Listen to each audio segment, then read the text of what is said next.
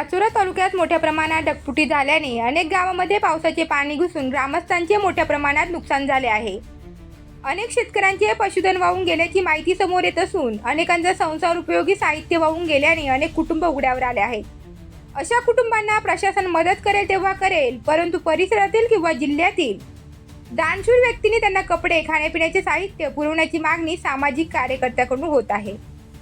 शेतीचे सुद्धा मोठ्या प्रमाणात नुकसान झाल्याचे आढळून आले आहे। सर्वत्र पावसाने थैमान घातल्यामुळे सर्वच नद्या तुडुंब भरून वाहत आहेत। त्यामुळे झालेल्या नुकसानीचे पंचनामे होऊन त्वरित नुकसान भरपाई मिळावी अशी जनतेची मागणी होत आहे।